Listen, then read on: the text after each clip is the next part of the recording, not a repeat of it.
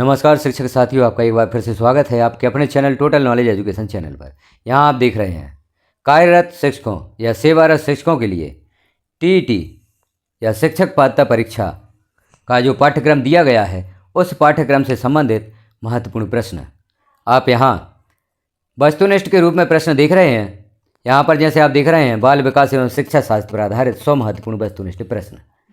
पहले भाग में हम देख चुके हैं 1 से 50 नंबर तक के जो प्रश्न हैं उन्हें हम देख चुके हैं। इस भाग को देखने से पहले आप पहले भाग को अवश्य देखें।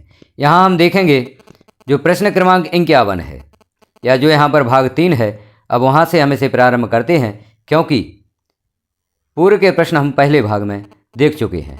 तो यहाँ देख लेते हैं अब हम आगे के प्रश्न।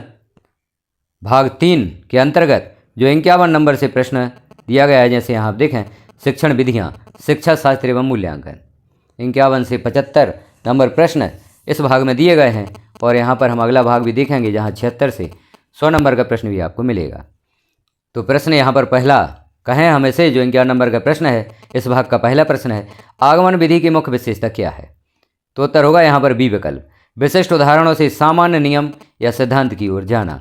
आगमन विधि में छात्रों के सामने पहले विभिन्न उदाहरण प्रस्तुत किए जाते हैं, फिर उनके आधार पर सामान्य नियम निकाला जाता है। अगला प्रश्न है निगमन विधि में शिक्षण किस दिशा में होता है। तो निगमन विधि में शिक्षण नियम या सिद्धांत से उदाहरणों की ओर होता है। तो यहाँ पर उत्तर बी विकल्प होगा। निगमन विधि में पहले नियम या सूत्र बता दिया जाता है, फिर उदाहरणों द्वारा उसकी पुष्टि की जाती है। अगला प्रश्न परियोजना विधि के प्रतिपादक कौन है, जो जॉन डेवी के व्यवहारिक दर्शन पर आधारित है। तो इसका सही उत्तर हम देगा, उत्तर बी विकल्प होगा WH किलपेट्रिक। किलपेट्रिक ने प्रोजेक्ट विधि का विकास किया जिसमें बालक सामाजिक वातावरण में उद्देश्यपूर्ण कार्य करता है। अगला प्रश्न है अन्वेषण विधि या ह्यूरिस्टिक विधि के जनक कौन है। बी विकल्प सही है, HE आर्मस्ट्रांग ने ह्यूरिस्टिक विधि दी जिसमें छात्र को एक खोजकर्ता की भूमिका में रखा जाता है। अगला प्रश्न है विचार मंथन तकनीक का मुख्य उद्देश्य क्या विकसित करना है। बी विकल्प सही है, अपसारी एवं सृजनात्मक चिंतन। एलेक्स ऑसबर्न द्वारा विकसित ब्रेन स्टॉर्मिंग का प्रयोग बच्चों में नए और अपरंपरागत विचार पैदा करने के लिए किया जाता है। अगला प्रश्न हम देखें भारत में NCERT द्वारा स्वीकृत सूक्ष्म शिक्षण चक्र की कुल अवधि कितनी होती है। तो बी विकल्प सही है, 36 मिनट। सूक्ष्म शिक्षण चक्र में 6 चरण होते हैं, पाठ योजना, शिक्षण, फीडबैक, पुनः योजना, पुनः शिक्षण, पुनः फीडबैक, जिनकी कुल अवधि 36 मिनट निर्धारित है। अगला प्रश्न शिक्षण अधिगम प्रक्रिया के दौरान छात्र की प्रगति का पता लगाने और उसमें सुधार करने के लिए किया जाने वाला मूल्यांकन क्या कहलाता है। तो यह निर्माणात्मक या रचनात्मक मूल्यांकन कहलाता है। सीखने के दौरान किए जाने वाला मूल्यांकन रचनात्मक मूल्यांकन कहलाता है जिसका उद्देश्य सुधार करना होता है। अगला प्रश्न है सत्र के अंत में ग्रेड अंक या प्रमाण पत्र देने के उद्देश्य से किया जाने वाला मूल्यांकन क्या कहलाता है। तो यह योगात्मक मूल्यांकन कहलाता है। बी विकल्प यहाँ पर सही है। अगला प्रश्न निदानात्मक परीक्षण का मुख्य उद्देश्य क्या होता है। तो सी विकल्प यहाँ पर सही है, अधिगम में छात्रों की विशिष्ट कमियों, कठिनाइयों और अंतरालों का कारण पहचानना। निदान का अर्थ है छात्र की सीखने संबंधी कठिनाइयों के कारणों का पता लगाना। अगला प्रश्न निदानात्मक परीक्षण के पश्चात कठिनाइयों को दूर करने के लिए शिक्षक द्वारा कौन सा शिक्षण दिया जाता है। तो यहाँ पर देखें बी विकल्प, उपचारात्मक शिक्षण दिया जाता है निदानात्मक परीक्षण के पश्चात। अगला प्रश्न अधिगम के लिए आकलन किस दृष्टिकोण पर आधारित है। यहाँ पर बी विकल्प सही होगा, रचनात्मक और प्रक्रिया उन्मुख आकलन। अधिगम के लिए आकलन शिक्षण प्रक्रिया के दौरान होता है और छात्रों को प्रतिपुष्टि प्रदान करता है। अगला प्रश्न है अधिगम के रूप में आकलन में किसकी मुख्य भूमिका होती है। बी विकल्प सही है, स्वयं शिक्षार्थी द्वारा अपने अधिगम का स्वमूल्यांकन। अगला प्रश्न एक पोर्टफोलियो क्या है। तो उत्तर होगा जो बी विकल्प है, एक निश्चित अवधि में छात्र द्वारा किए गए कार्यों का क्रमिक और उद्देश्यपूर्ण संग्रह, यह एक पोर्टफोलियो होता है। अगला प्रश्न एक अच्छे परीक्षण या मूल्यांकन उपकरण की विश्वसनीयता से क्या तात्पर्य है। तो अलग अलग समय पर या अलग अलग परीक्षकों द्वारा जांचने पर भी परिणामों में निरंतरता या समानता होना। बी विकल्प यहाँ पर सही होगा। अगला प्रश्न यदि कोई परीक्षण केवल उसी कौशल का ज्ञान का मापन करता है जिसके लिए उसे बनाया गया है तो परीक्षण का यह गुण क्या कहलाता है। तो यह वैधता कहलाता है। परीक्षण जिस उद्देश्य से निर्मित हुआ है यदि वह उसी का मापन करे तो उसे वैध माना जाता है। अगला प्रश्न यदि मूल्यांकन में परीक्षक की व्यक्तिगत पसंद नापसंद या पक्षपात का कोई प्रभाव ना पड़े तो उस गुण को क्या कहते हैं। तो उस गुण को वस्तुनिष्ठता कहते हैं। वस्तुनिष्ठ प्रश्नों में परीक्षक का व्यक्तिगत पूर्वाग्रह उत्तर की जांच को प्रभावित नहीं कर पाता। अगला प्रश्न है सतत एवं व्यापक मूल्यांकन में व्यापक शब्द का क्या अर्थ है? तो बी विकल्प सही होगा। शैक्षणिक और सह शैक्षणिक दोनों क्षेत्रों का मूल्यांकन व्यापक मूल्यांकन कहलाता है। अगला प्रश्न है एडगर डेल के अनुभव शंकु के अनुसार शिक्षार्थी के लिए सबसे अधिक प्रभावशाली और प्रत्यक्ष अधिगम अनुभव कौन सा है? तो सी विकल्प यहाँ पर सही है। प्रत्यक्ष या वास्तविक अनुभव डेल के शंकु के आधार पर प्रत्यक्ष, वास्तविक और व्यवहारिक अनुभव सबसे अधिक अधिगम का निर्माण करते हैं। अगला प्रश्न है क्रियात्मक अनुसंधान का मुख्य उद्देश्य क्या है? तो यहाँ पर जो बी विकल्प है कक्षा एवं विद्यालय की तात्कालिक व्यवहारिक समस्याओं का समाधान करना, अर्थात क्रियात्मक अनुसंधान शिक्षकों और प्रशासकों द्वारा अपनी कार्यप्रणाली की स्थानीय समस्याओं के त्वरित समाधान हेतु किया जाता है। अगला प्रश्न है अवधारणा मानचित्र का प्रयोग किसने प्रारंभ किया था? तो जोसेफ नोवाक ने विचारों और अवधारणाओं के बीच पदानुक्रमित संबंध दिखाने के लिए अवधारणा मानचित्र विकसित किया था। ए विकल्प सही होगा। अगला प्रश्न है सहयोगात्मक अधिगम में शिक्षक की प्राथमिक भूमिका क्या होती है? तो यहाँ पर जो आधुनिक बाल केंद्रित शिक्षा में शिक्षक एक मार्गदर्शक और सुगमकर्ता होता है। तो यहाँ पर बी विकल्प सही होगा। एक सुगमकर्ता और सुविधादाता की भूमिका होती है। अगला प्रश्न है उल्टा वर्ग या फ्लिप्ड क्लासरूम मॉडल में क्या होता है? तो यहाँ पर जो ए विकल्प देखें आप, छात्र घर पर डिजिटल सामग्री सीखते हैं और कक्षा में गतिविधियों व समस्या समाधान का अभ्यास करते हैं। ये विकल्प यहाँ पर सही है। अगला प्रश्न है जिग्सा तकनीक किस प्रकार की शिक्षण रणनीति का हिस्सा है? तो सहकारी अधिगम का हिस्सा है। बी विकल्प सही है। जिग्सा तकनीक में छात्रों को छोटे समूह में बांटकर किसी विषय के अलग अलग भागों का विशेषज्ञ बनाया जाता है जिससे वे एक दूसरे से सीखते हैं। अगला प्रश्न है कक्षा में उच्च स्तरीय प्रश्न पूछने से बालकों में किस कौशल का विकास होता है? तो उच्च स्तरीय प्रश्न पूछने से समालोचनात्मक एवं विश्लेषणात्मक चिंतन का विकास होता है। तो बी विकल्प सही होगा। क्यों और कैसे वाले विश्लेषण व मूल्यांकन आधारित प्रश्न बच्चों में समालोचनात्मक सोच को बढ़ावा देते हैं। अगला प्रश्न है एनसीएफ 2005 के अनुसार कक्षा में अनुशासन बनाए रखने का सबसे प्रभावी तरीका क्या है? तो बी विकल्प देखें आप, शिक्षण अधिगम प्रक्रिया को रोचकीय, प्रासंगिक और बाल केंद्रित बनाना। यदि शिक्षण रुचिकर और सार्थक होगा तो कक्षा में अनुशासनहीनता स्वतः समाप्त हो जाएगी। अब देखें भाग 4 समावेशी शिक्षा विशेष आवश्यकताएं एवं नीतियाँ। इस पर आधारित कुछ प्रश्न और हम यहाँ पर देखेंगे। तो प्रश्न देखें समावेशी शिक्षा का मूल दर्शन क्या है? तो समावेशी शिक्षा विविधता को स्वीकार करती है और सभी बालकों की आवश्यकताओं के अनुरूप प्रणाली में बदलाव की वकालत करती है। बी विकल्प सही होगा। बिना किसी भेदभाव के सभी बच्चों को एक ही नियमित विद्यालय में गुणवत्तापूर्ण शिक्षा देना।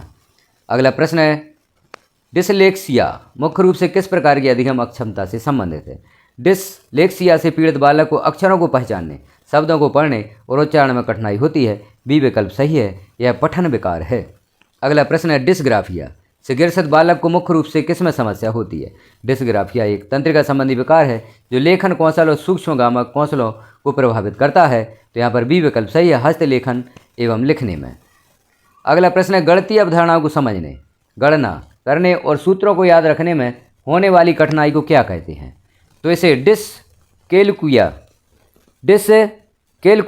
गणितीय एवं संख्यात्मक कौशलों की अक्षमता से संबंधित है। तो बी विकल्प यहाँ पर सही होगा। अगला प्रश्न है ADHD attention deficit hyper activity disorder से पीड़ित बच्चे की मुख्य पहचान क्या है? तो ADHD से ग्रसित बालक एक स्थान पर ध्यान केंद्रित नहीं रख पाते और बहुत जल्दी उतावलापन दिखाते हैं। बी विकल्प सही होगा। अवधान, ध्यान में कमी, आवेगशीलता और अत्यधिक अतिसक्रियता। अगला प्रश्न है स्वालीनता या ऑटिज्म स्पेक्ट्रम विकार से ग्रसित बच्चों में कौन सी मुख्य चुनौती देखी जाती है? तो देखें हम, जैसे बी विकल्प यहाँ पर सही है। ऑटिज्म से पीड़ित बच्चे दूसरों से आंखें मिलाने तथा सामाजिक अंतःक्रिया व संवाद में संकोच या कठिनाई महसूस करते हैं। तो बी विकल्प सही होगा। सामाजिक संप्रेषण और विचारों के आदान प्रदान में कठिनाई। अगला प्रश्न प्रतिभाशाली बालकों की मुख्य विशेषता क्या होती है? तो यहाँ पर जो देखें नीचे हम, जैसे यहाँ पर विवरण भी दिया गया है। प्रतिभाशाली बच्चों में उच्च बौद्धिकता क्षमता, तीव्र अधिगम गति और रचनात्मक समाधान खोजने की क्षमता होती है। तो यहाँ पर ए विकल्प सही है। बुद्धिलब्धि, सामान्यता जो IQ है 130 है उससे अधिक होना और उच्च मौलिकता। अगला प्रश्न है जोसेफ रेंजुली के अनुसार प्रतिभाशाली होना किन चक्रों का अंतर संबंध है? तो रेंजुली का 3 रिंग मॉडल इन तीनों विशेषताओं के संगम को ही प्रतिभाशीलता मानता है। तो बी विकल्प यहाँ पर सही है। उच्च औसत क्षमता, उच्च सृजनात्मकता और उच्च कार्य प्रतिबद्धता।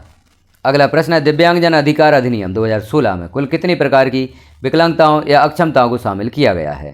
तो यहाँ पर आप देखें RPWD एक्ट 2016 ने 1995 के कानून की 7 अक्षमताओं को बढ़ाकर 21 प्रकार की अक्षमताओं को कानूनी मान्यता दी है। तो सी विकल्प यहाँ पर सही होगा। दृष्टिबाधित बालकों के लिए किस लिपि का प्रयोग किया जाता है? तो ब्रेल लिपि का यहाँ पर प्रयोग किया जाता है। लुई ब्रेल द्वारा विकसित ब्रेल लिपि 6 उभरे हुए बिंदुओं पर आधारित होती है। बी विकल्प यहाँ पर सही होगा। अगला प्रश्न है, शिक्षा का अधिकार अधिनियम 2009 RTE एक्ट 2009 भारत में किस तिथि से लागू हुआ? तो 1 अप्रैल 2010 से शिक्षा का अधिकार अधिनियम लागू हुआ। नीचे देखें, संसद द्वारा पारित होने के बाद RTE एक्ट 1 अप्रैल 2010 से पूरे देश तत्कालीन जम्मू कश्मीर को छोड़कर में लागू हुआ था। अगला प्रश्न, RTE एक्ट 2009 के अनुसार 6 से 14 वर्ष के बच्चों के लिए शिक्षा का क्या प्रावधान है? तो बी विकल्प सही है, निःशुल्क एवं अनिवार्य प्राथमिक शिक्षा।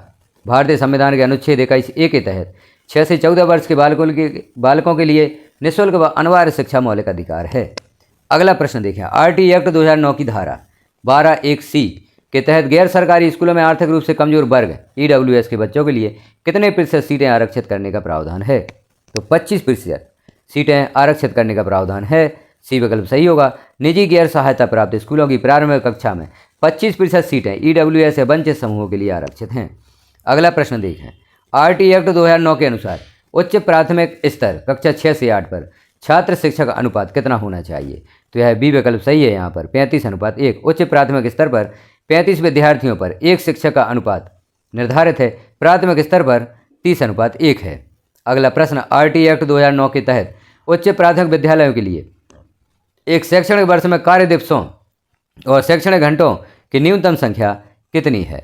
तो इसका उत्तर हम देखें तो बी विकल्प सही होगा। उच्च प्राथमिक स्तर के लिए 220 कार्य दिवस और 1000 घंटे का समय तय है। प्राथमिक के लिए 200 दिन और 800 घंटे है। अगला प्रश्न, NCF 2005 राष्ट्रीय पाठ्यचर्या की रूपरेखा का मुख्य मार्गदर्शक सिद्धांत कौन सा नहीं है? तो यहाँ देखें जो 4 सिद्धांत दिए गए हैं, इनमें से NCF 2005 का मुख्य जो राष्ट्रीय पाठ्यचर्या की रूपरेखा का मार्गदर्शक सिद्धांत कौन सा नहीं है? तो डी विकल्प सही है, केवल पाठ्य पुस्तक केंद्रित शिक्षा को बढ़ावा देना। NCF 2005 पाठ्य पुस्तक से आगे बढ़कर बच्चे के चौमुखी विकास पर जोर देता है, ना कि केवल पाठ्य पुस्तक पर। अगला प्रश्न है, नई राष्ट्रीय शिक्षा नीति में स्कूली शिक्षा का कौन सा नया शैक्षणिक ढांचा पेश किया गया? तो बी विकल्प देखें आप 5-3-3-4। NEP 2020 ने 10-2 के स्थान पर 5 फाउंडेशनल, 3 प्रीपैरेटरी और 3 मिडिल और 4 सेकेंडरी का ढांचा लागू किया है। अगला प्रश्न, NEP 2020 के अनुसार माध्यमिक स्तर में कौन सी कक्षाएं शामिल हैं? तो यहाँ पर हम सही उत्तर देखें, बी विकल्प सही होगा, कक्षा 9 से 12। 4 वर्षीय माध्यमिक शिक्षण चरण में कक्षा 9, 10, 11 और 12 आयु 14 से 18 वर्ष शामिल है। अगला प्रश्न, NEP 2020 में छात्रों के समग्र मूल्यांकन के लिए परख नामक निकाय स्थापित करने का प्रस्ताव है। परख का पूरा नाम क्या है? तो यहाँ पर ए विकल्प सही होगा। परख राष्ट्रीय मूल्यांकन केंद्र का नाम जो छात्रों के समग्र विकास के विश्लेषण हेतु मानक निर्धारित करता है। ए विकल्प यहाँ पर देखें, परफॉर्मेंस असेसमेंट और review and analysis of knowledge for holistic development. ये विकल्प यहाँ पर सही होगा। अगला प्रश्न है, NEP 2020 के तहत वर्ष 2030 तक स्कूली शिक्षा में सकल नामांकन अनुपात रेशो या GR कितना करने का लक्ष्य रखा गया है? तो यहाँ पर देखा उत्तर सी 100%। NEP 2020 में प्री स्कूल से माध्यमिक स्तर तक 100% GER हासिल करने का लक्ष्य 2030 तक रखा गया है। अगला प्रश्न है, प्रच्छन्न गुप्त पाठचर्या से क्या तात्पर्य है? तो औपचारिक रूप से लिखित न होने वाले वे अनौपचारिक मूल्य, व्यवहार व दृष्टिकोण जो छात्र स्कूल के वातावरण और संस्कृति से सीखते हैं। बी विकल्प यहाँ पर सही है। हिडन करिकुलम में विद्यालय की दिनचर्या, शिक्षक के आचरण और सामाजिक अंतःक्रिया से सीखे जाने वाले अमूर्त मूल्य आते हैं। अगला प्रश्न है, मनोदर्पण पहल जो शिक्षा मंत्रालय द्वारा शुरू की गई है का मुख्य उद्देश्य क्या है? तो यहाँ पर जो 4 विकल्प दिए गए हैं, सही उत्तर आप देखें जो बी है, विद्यार्थियों के मानसिक स्वास्थ्य और मनोसामाजिक कल्याण के लिए सहायता देना। कोविड-19 महामारी के दौरान और उसके बाद छात्रों को मानसिक स्वास्थ्य परामर्श सहायता देने के लिए मनोदर्पण की शुरुआत की गई। अगला प्रश्न, किशोरावस्था के छात्रों के लिए निर्देशन एवं परामर्श की आवश्यकता क्यों होती है? तो देखें, किशोरावस्था में होने वाले तीव्र परिवर्तनों और कैरियर चयन के मोड़ पर वैज्ञानिक निर्देशन एवं परामर्श की अत्यंत आवश्यकता होती है। बी विकल्प सही होगा। शारीरिक, संवेगात्मक और कैरियर संबंधी भ्रम व समस्याओं का समायोजन करने हेतु। अगला प्रश्न है, एक विचारशील अभ्यासी शिक्षक कौन होता है? तो बी विकल्प सही होगा, जो अपने स्वयं के शिक्षण अनुभवों, विधियों और कक्षा के आचरण पर निरंतर चिंतन करता है और सुधार करता है। अगला और अंतिम प्रश्न देखें हम। सतत पेशेवर विकास के तहत NEP 2020 के अनुसार प्रत्येक शिक्षक को प्रतिवर्ष न्यूनतम कितने घंटों का प्रशिक्षण पूरा करना अनिवार्य है? तो यहाँ पर सी विकल्प आप देखें 50 घंटे का प्रशिक्षण प्राप्त करना अनिवार्य है। NEP 2020 के अनुसार शिक्षकों को अपने पेशेवर कौशल संवर्धन हेतु प्रतिवर्ष कम से कम 50 घंटे का CPD कार्यक्रम पूरा करना अनिवार्य है। तो इस प्रकार से हमने यहाँ पर देखे बाल विकास और शिक्षा शास्त्र से संबंधित 100 प्रश्न 2 भागों में। आप भी दोनों भागों को देखें और इस विषय को तैयार करें जो कि आपके पाठ्यक्रम का एक है। तो हमारे साथ बने रहें, चैनल को सब्सक्राइब कर लें, बेल आइकन को क्लिक कर ऑल पर प्रेस कर दें ताकि इस प्रकार की महत्वपूर्ण जानकारी आपको नोटिफिकेशन के रूप में प्राप्त हो सके। वीडियो आपको प्राप्त होता है तो अन्य साथियों में शेयर अवश्य करें। धन्यवाद।